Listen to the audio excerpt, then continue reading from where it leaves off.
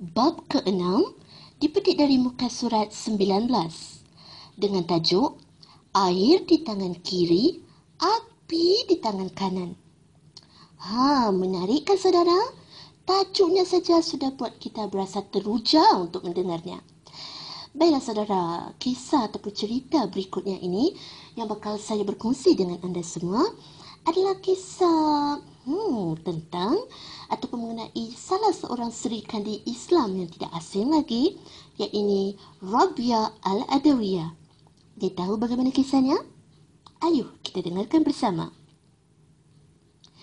Rabia Al-Adawiyah adalah seorang perempuan yang banyak berzikir, bersyukur, warak, bertakwa dan suci zahir dan batinnya.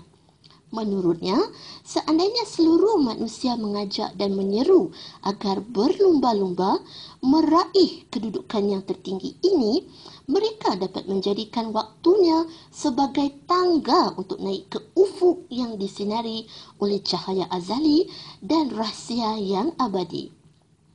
Alangkah besarnya keinginan Rabia agar manusia mengikut jejaknya, berjalan di atas jalan yang telah ditempuhinya. Keinginannya adalah agar manusia menyembah Allah Subhanahu Wa Taala kerana zatnya itu sendiri, bukan kerana takut kepada nerakanya atau kerana tamak untuk mendapatkan syurganya. Suatu hari, orang-orang melihat Rabia membawa air di tangan kiri dan api di tangan kanan. Orang pun bertanya, "Kemana kamu hendak pergi, Rabia?" Dengan tangkas, Rabia menjawab, "Aku hendak pergi ke langit untuk membakar syurga dan memadamkan api neraka agar kedua-duanya tidak menjadi tujuan setiap manusia ketika menyembahnya." Tentu saja orang awam hairan melihat perilaku yang tidak masuk akal itu. Bukankah membakar syurga dengan api dunia atau memadamkan api neraka dengan air dunia itu adalah perkara yang mustahil? Namun orang-orang yang berilmu mengerti apa yang tersirat di sebalik perilaku Rabia itu. Mereka tahu itu adalah salah satu caranya untuk mengajak manusia agar menyembah Allah Subhanahu Wa Taala dengan ikhlas, bukan kerana ingin masuk syurga atau takut masuk neraka. Apa yang dilakukan Rabia itu merupakan perkara yang sangat menarik perhatian. Bagi mereka yang dapat memahaminya, perkara itu merupakan tali yang dapat melepaskan manusia dari amalan-amalan yang tidak ikhlas menuju amalan yang semata-mata untuk Allah Subhanahu Wa Taala.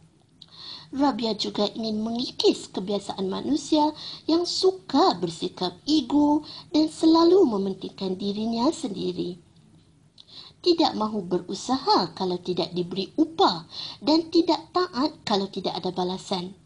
Bagi sebahagian besar umat manusia, semua kegiatan yang dilakukannya mesti menghasilkan bayaran yang tinggi untuk diri mereka.